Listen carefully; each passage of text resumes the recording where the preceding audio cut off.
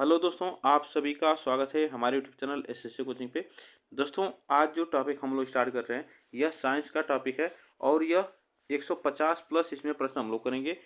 ठीक, तो इसमें आप याद रखिएगा यह जो कि बीपीएससी, रेलवे, एसएससी जीडी और एसएससी सीजीएल, रेलवे, बैंक और एनटीपीसी सभी एग्जामों के लिए महत्वपूर्ण होगा। ठीक ना, तो हम लोग स्टार्ट करते हैं आज के साइंस का क्वेश्चन जो कि मोस्ट इंपॉर्टेंट प्रश्न होंगे और यह वन लाइनर प्रश्न इसमें है। ठीक, तो चलिए देखिए, आज का पहला प्रश्न है, जीवाणु की खोज सर्वप्रथम किसने की थी? तो यह जीवाणु की खोज ल्यूवेन हॉक ने की थी। दही के रूप में जमने का कारण क्या है? तो यह लैक्टोबैसिलस है। क्या है? दही जो है दूध, जो दूध के दही के रूप में जमने का कारण क्या है? लैक्टोबैसिलस है। यह बातें आप याद रखिएगा। फलों का अध्ययन कहलाता है, तो फलों का अध्ययन क्या कहलाता है? पोमोलॉजी कहलाता है। और पीतल किन दो धातुओं का मिश्रण होता है? तो यह तांबा और जस्ता का मिश्रण होता है। चलिए आगे चलते हैं। पागल कुत्ते के काटने से कौन सी बीमारी होती है? तो यह हाइड्रोफोबिया हो जाता है। पागल कुत्ते के काटने से हाइड्रोफोबिया हो जाता है। किस रंग का तरंग दैर्ध्य अधिकतम होता है? तो यह लाल रंग का जो तरंग दैर्ध्य है, आप लोग याद रखिएगा, लाल रंग का तरंग दैर्ध्य सबसे अधिक होता है। न्यूट्रॉन की खोज किसने की थी? न्यूट्रॉन की खोज चैडविक ने की थी। किसने? चैडविक ने की थी। विद्युत विद्युत प्रतिरोध विद्युत प्रतिरोध का मात्रक क्या है? तो यह ओम है। विद्युत प्रतिरोध का मात्रक ओम होता है। आगे चलते हैं। लाल रक्त कण का जीवन काल कितना होता है? तो लाल रक्त कण का जीवन काल 120 दिन होता है। दूध की शुद्धता का मापन किस यंत्र से किया जाता है? तो लैक्टोमीटर से किया जाता है। लैक्टोमीटर से। गोबर गैस में मुख्य रूप से क्या पाया जाता है? तो यह गोबर गैस में याद रखिएगा मीथेन गैस पाई जाती है। प्रकाश वर्ष की इकाई क्या होती है? प्रकाश वर्ष की इकाई आपको यह किसके लिए होती है? तो दूरी मापने के लिए इकाई इसकी क्या होती है? दूरी होती है। यह आप याद रखिएगा। केंचुए की कितनी आंखें होती हैं? तो केंचुए की कोई आंख नहीं होती है और इसे किसानों का मित्र कहा जाता है। ठीक है, किसान का मित्र कहा जाता है, किसान मित्र का मित्र कहा जाता है। ये भी आप याद रखिएगा। ठीक, राष्ट्रीय विज्ञान दिवस कब मनाया जाता है? तो यह 28 फरवरी को राष्ट्रीय विज्ञान दिवस मनाया जाता है। भोजन में उपस्थित ऊर्जा को मापा जाता है, तो भोजन में उपस्थित ऊर्जा को किसमें मापा जाता है? तो कैलोरी में मापा जाता है। पृथ्वी की स्थिति और संरचना के अध्ययन को क्या कहा जाता है? तो पृथ्वी की स्थिति और संरचना के माध्यम को क्या अध्ययन को क्या कहा जाता है? तो भूविज्ञान कहा जाता है। ठीक, आगे चलते हैं। पचे हुए भोजन का अवशोषण क्या होता है? तो यह पचे हुए भोजन का अवशोषण होता है छोटी आंत में। टेलीविजन का आविष्कार किसने किया था? तो जे.एल. बेयर्ड ने किया था। जे.एल. बेयर्ड ने। हीरा चमकदार क्यों दिखाई देता है? तो हीरा चमकदार उसका सामूहिक आंतरिक परावर्तन के कारण यह दिखाई देता है। मनुष्य के रक्त का पीएच मान कितना होता है? तो 7.4 होता है पीएच मान मनुष्य के रक्त का। बारूद बनाने में किस रसायन का उपयोग किया जाता है? तो यह सल्फर का उपयोग किया जाता है। पृथ्वी पर सबसे अधिक मात्रा में पाए जाने वाला धातु तत्व कौन सा है? तो यह एल्युमिनियम है। सबसे अधिक मात्रा में धातु तत्व पृथ्वी पर पाया जाता है। मोती मुख्य रूप से किस पदार्थ का बना होता है? तो यह कैल्शियम कार्बोनेट का बना होता है। कैल्शियम कार्बोनेट का बना होता है। आगे चलते हैं। मानव शरीर में सबसे अधिक मात्रा में कौन सा तत्व पाया जाता है? तो मानव शरीर में सबसे अधिक मात्रा में कौन सा तत्व पाया जाता है? तो यह ऑक्सीजन पाया जाता है।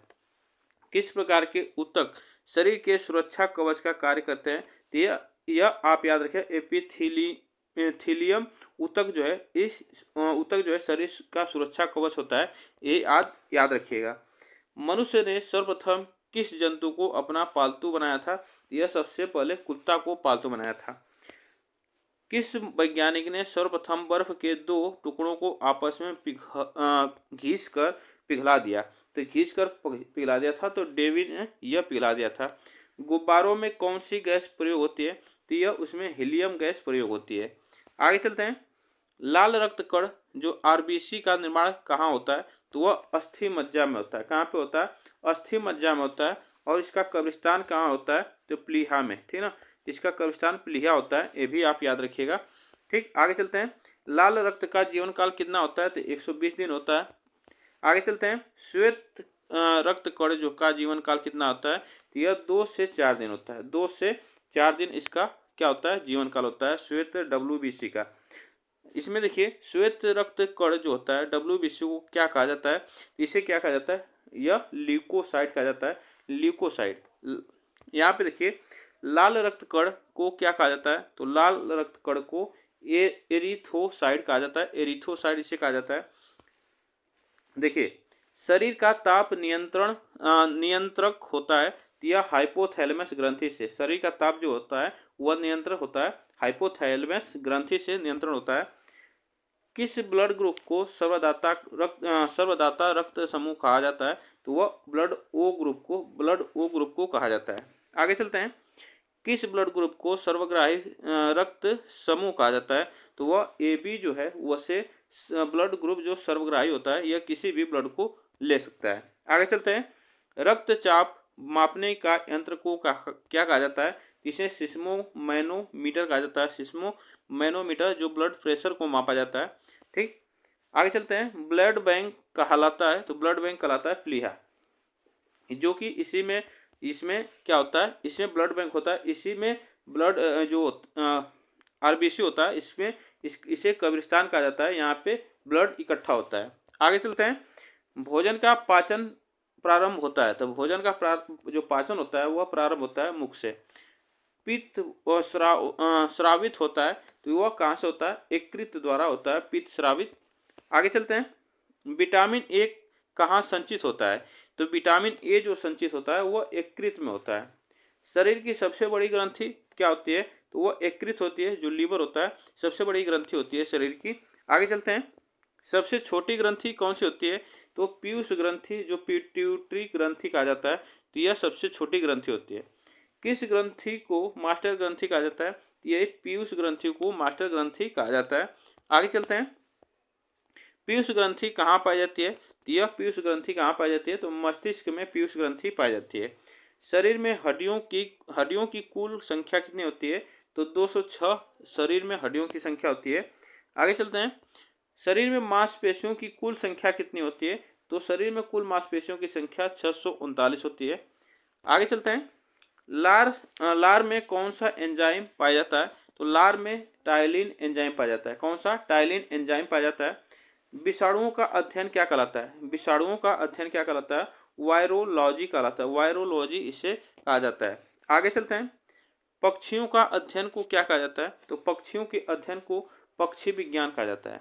आगे चलते हैं, जीवाश्मों का अध्ययन क्या कहलाता है, तो यह पैलियोंटोलॉजी कहलाता है, यह जीवाश्मों का अध्ययन कहलाता है। आगे चलते हैं, मनुष्य में पसली की संख्या कितनी होती है, तो यह 12 जोड़ी होती है। अगर टोटल संख्या पूछी जाए तो 24 होती है, जोड़ी में पूछा जाए तो 12 होती है। मृदा का अध्ययन क्या कहलाता है, पेडोलॉजी कहलाता है, मृदा का अध्ययन पेडोलॉजी कहलाता है। आगे चलते हैं, मूत्र प्रणाली से संबंधित विज्ञान की शाखा कहलाती है, तो यह यूरोलॉजी कहलाती है। ठीक ना, यूरोलॉजी मूत्र प्रणाली से संबंधित जो विज्ञान होता है उसे यूरोलॉजी कहलाता है। आगे चलते हैं, विटामिन में कोबाल्ट होता है, तो विटामिन B12 जो होता है उससे कोबाल्ट का इसमें कोबाल्ट होता है, ये भी आप याद रखिएगा। देखिए कोशिका का पावर हाउस किसे कहा जाता है, माइटोकॉन्ड्रिया को कहा जाता है, माइटोकॉन्ड्रिया को कोशिका का पावर हाउस कहा जाता है।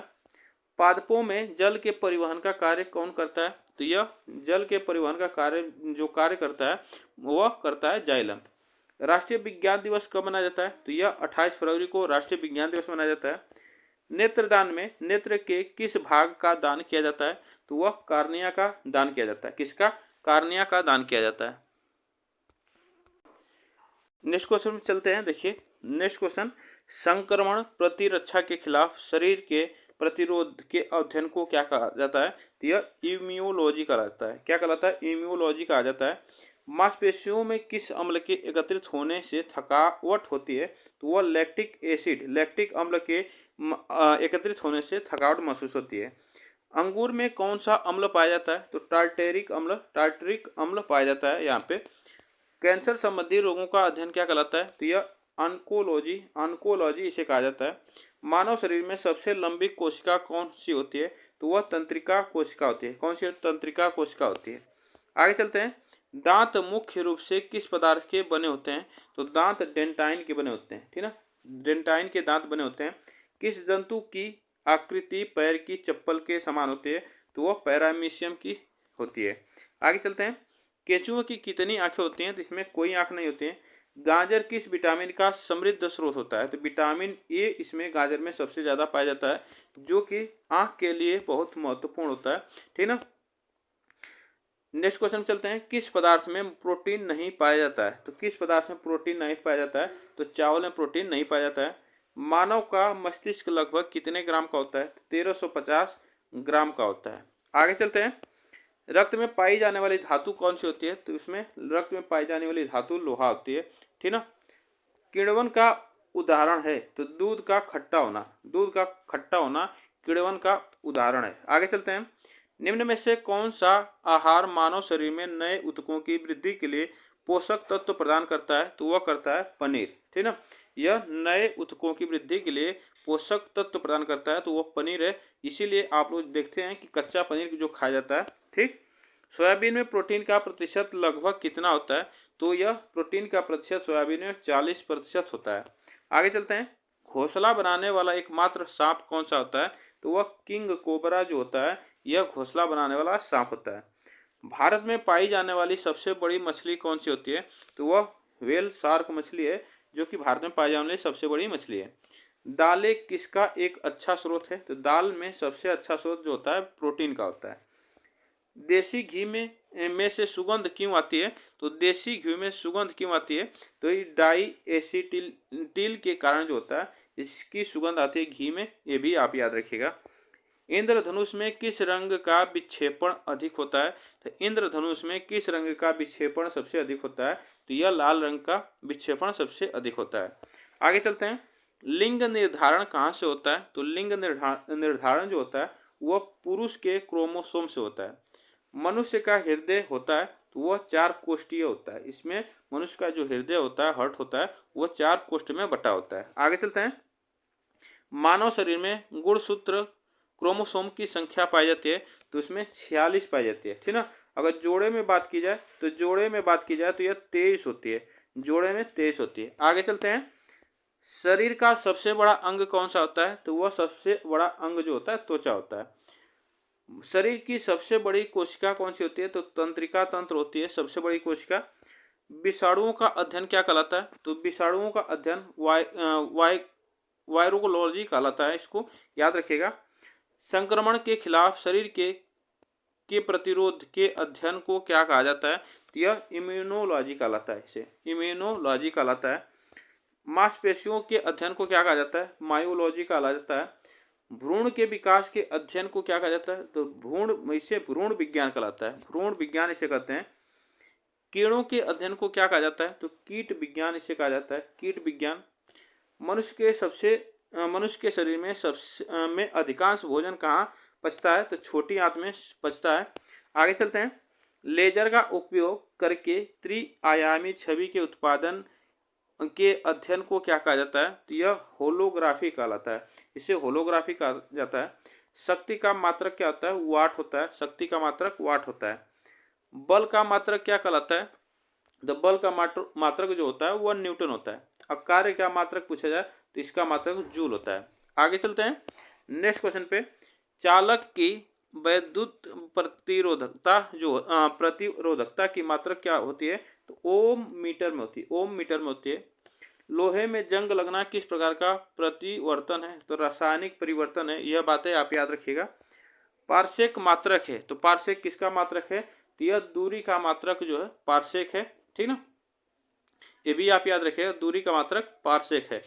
और पास्कल आपसे पूछा जाए तो पास्कल याद रखिएगा, पास्कल किसका मात्रक है? तो यह दाब का मात्रक होता है पास्कल, यह पास्कल दाब का मात्रक होता है, पारसेक दूरी का मात्रक होता है। नेक्स्ट क्वेश्चन पे चलते हैं, कौन सा गैस फूलों का रंग उड़ा देती है? तो यह क्लोरीन जो होती है फूलों का रंग उड़ा देती है। आगे चलते हैं, त्वरण का मात्रक क्या होता है? त्वरण का मात्रक मीटर प्रति सेकेंड स्क्वायर होता है, मीटर प्रति सेकेंड इसका स्क्वायर होता है, इसका मात्रक होता है। ये आप याद रखिएगा। आवेश का मात्रक पूछा जाए तो न्यूटन प्रति सेकेंड या कूलाम होता है यहाँ पे, ठीक ना। यह न्यूटन प्रति सेकेंड या कूलाम इसका आवेश का मात्रक होता है। ऊष्मा का मात्रक क्या होता है? कैलोरी होती है। समुद्री जहाज की गति मापी जाती है तो नॉट में नापी जाती है, ठीक ना। आगे चलते हैं। विभवांतर का मात्रक क्या होता है? विभवांतर का मात्रक जो होता है वोल्ट होता है। प्रकाश के तरंगदैर्ध्य का मात्रक एंगस्ट्रॉम होता है, एंगस्ट्रॉम होता है। ये भी बात आप याद रखिएगा। नेक्स्ट क्वेश्चन चलते हैं। ऊर्जा का मात्रक क्या होता है? ऊर्जा का मात्रक होता है जूल। दाब का मात्रक पास्कल, अभी हम बताएं। आगे चलते हैं। उच्च वेग को प्रदर्शित करता है, उच्च वेग को प्रदर्शित करता है मैक, ठीक ना। उच्च वेग को प्रदर्शित करता है मैक। ध्वनि की प्रबलता की मात्रक क्या है? तो वह डेसिबल होता है। आगे चलते हैं। ध्वनि की जो मात्रक मापा जाता है वो डेसिबल में मापा जाता है। आगे चलते हैं। एक हॉर्स पावर कितने वाट के बराबर होता है? तो 746 वाट के बराबर होता है। क्यूसेक में क्या मापा जाता है? तो जल का बहाव मापा जाता है। किसका? जल का बहाव मापा जाता है। आगे चलते हैं। मानव शरीर की सबसे छोटी हड्डी कौन सी होती है? तो मानव शरीर की सबसे छोटी हड्डी होती है स्टेपिस, कान की हड्डी। आगे चलते हैं। महासागर में डूबी हुई वस्तुओं की स्थिति जानने के लिए किस यंत्र का प्रयोग किया जाता है? तो यह सोनार का प्रयोग किया जाता है। एक यंत्र होता है जो कि महासागरों में डूबी जो वस्तु होती है उसे पता लगाया जाता है। नौ संचालकों द्वारा प्रयोग में लाया जाता है। तो यह जो नाव चलाने वाले जो संचालक होते हैं उसका प्रयोग करते हैं, सोनार का प्रयोग करते हैं। आगे चलते हैं। ध्वनि की तीव्रता मापने वाला यंत्र जो होता है वह ऑडियोमीटर होता है। ध्वनि की तीव्रता मापने वाला ऑडियोमीटर। वायु की चाल मापने वाला यंत्र जो होता है एमिनोमीटर। और वायु की चाल जो मापी जाती है एमिनोमीटर से मापी जाती है। विद्युत प्रतिरोधक का मात्रक ओम होता है। आगे चलते हैं। विद्युत आवेश का मात्रक क्या होता है? विद्युत आवेश का मात्रक कूलाम होता है। करंट का मात्रक एम्पियर होता है, करंट का मात्रक एम्पियर होता है। लंबाई की न्यूनतम इकाई क्या होता है? Fermi meter. लंबाई की न्यूनतम इकाई जो होती है फर्मी मीटर होती है। भूकंप की तीव्रता मापी जाती है तो यह रिएक्टर पैमाने पर मापी जाती है। किस पे? रिएक्टर पैमाने पर मापी जाती है। आगे चलते हैं। डाप्सन इकाई का प्रयोग किया जाता है। तो डाप्सन जो है ओजोन परत की मोटाई को मापने के लिए किया जाता है। मानव शरीर की सबसे बड़ी हड्डी कौन सी होती है? तो वह फीमर होती है जो कि जांग की हड्डी होती है। आगे चलते हैं। ईरोमीटर मापन में प्रयोग होता है। तो ईरोमीटर जो मापन में प्रयोग होता है उच्च ताप को मापने के लिए प्रयोग किया जाता है। मैनोमीटर यहाँ पे होगा। मैनोमीटर के द्वारा माप की जाती है तो गैसों के दाब का मापन किया जाता है। दाब मापने हेतु प्रयोग किया जाता है तो बैरोमीटर। यहाँ पे यह बैरोमीटर मापने के लिए किया जाता है। यहाँ पे देखिएगा यहाँ पे गैस जो है यहाँ पे गैसों का दाब मापने के लिए मैनोमीटर और दाब मापने के लिए बैरोमीटर, ये भी आप याद रखिएगा। आगे चलते हैं। अमीटर प्रयोग किया जाता है तो करंट का अमीटर जो प्रयोग किया जाता है करंट के लिए प्रयोग किया जाता है। हाइग्रोमीटर मापन में प्रयोग होता है तो आर्द्रता जो होता है यह हाइग्रो मापन में प्रयोग होता है। प्रकाश की तीव्रता मापने के लिए प्रयोग की जाती है तो लैक्स मीटर यह प्रयोग की जाती है। आगे चलते हैं। सिस्मोग्राफ क्या रिकॉर्ड करता है? तो यह भूकंप को रिकॉर्ड करता है। किसे? भूकंप को रिकॉर्ड करता है। एक लैंप की बत्ती में तेल ऊपर चढ़ जाता है वह केशिकत्व क्रिया के द्वारा चढ़ जाता है। आगे चलते हैं। मात्रकों का अंतर्राष्ट्रीय पद्धति कब लागू हुआ था? तो यह 1941 में यह पद्धति लागू हुआ था। एसआई पद्धति में लेंस की शक्ति का मात्रक क्या होता है? डायोप्टर होता है। आगे चलते हैं। ल्यूकोमेन मात्रक होता है ज्योति फ्लक्स का। कैंडेला का मात्रक होता है ज्योति तीव्रता का। आप याद रखिएगा। रेडियो एक्टिव धार्मिकता का मात्रक क्या है? तो क्यूरी होता है। क्या होता है? क्यूरी होता है। चालक की विद्युत प्रतिरोधकता की मात्रक होता है जो वह ओम मीटर होता है। आगे चलते हैं। पौधों में वाष्पोत्सर्जन यहाँ पे होगा। वाष्पोत्सर्जन दर के निर्धारण के लिए किस यंत्र का उपयोग किया जाता है? तो पोटोमीटर का प्रयोग किया जाता है। आगे चलते हैं। यूरेनियम के नाभिकीय विखंडन में अनंत क्या प्राप्त होता है? यह सीसा प्राप्त होता है। क्या होता है? सीसा प्राप्त होता है। इसमें आपको याद रखें अनंत सीसा प्राप्त होता है। ध्वनि को मापने की इकाई डेसिबल होता है। आगे चलते हैं। स्टेनलेस स्टील किन धातुओं को मिश्रित करके बनाया जाता है? तो यह लोहा, क्रोमियम और निकिल को मिश्रित करके बनाया जाता है। आगे चलते हैं। मधुमेह के रोगी के पेशाब में किसकी अधिकता हो जाती है? तो वह शर्करा की, शुगर की अधिकता हो जाती है। स्वचालित ब्रेक किस नियम के आधार पर बने हैं? तो यह पास्कल के नियम पर बने हैं, ठीक ना, आप इसको याद रखिएगा। चलिए, डीएनए संश्लेषण का प्रतिपादन किसने किया था? तो डीएनए का यह कार्नरबर्ग ने किया था। फोटोग्राफी में प्रयुक्त होने वाले हाइपो का रासायनिक नाम क्या है? तो यह सोडियम थायोसल्फेट। एक्जोमीटर से क्या मापा जाता है? तो पौधों की रेखीय वृद्धि मापी जाती है। विद्युत तीव्रता का मात्रक क्या होता है? तो न्यूटन प्रति कूलाम होता है। सर्वप्रथम आवर्त सारणी का निर्माण किसने किया था? तो सर्वप्रथम मेंडलीफ ने इसका निर्माण किया था। बल्ब का फिलामेंट बना होता है तो टंगस्टन का बना होता है बल्ब का फिलामेंट। एलन का रासायनिक सूत्र क्या होता है? तो एलन का रासायनिक सूत्र होता है KAiSO4 का होल ट्वाइस इंटू 12H2O, इसका होता है सूत्र, जो कि पोटेशियम एल्युमिनियम सल्फेट होता है। ये भी आप याद रखिएगा। आगे चलते हैं। टमाटर में कौन सा एसिड पाया जाता है? तो ऑक्जेलिक एसिड पाया जाता है। टमाटर में ऑक्जेलिक एसिड पाया जाता है। ओजोन के नष्ट होने का कारण क्या है? तो CFC क्लोरोफ्लोरोकार्बन इसका नष्ट होने का कारण है। पित्त रस का कहाँ से स्रावित होता है? तो पित्त रस पित्ताशय से स्रावित होता है। हाइड्रोजन ग्रुप में तत्वों की वैलेंसी क्या होती है?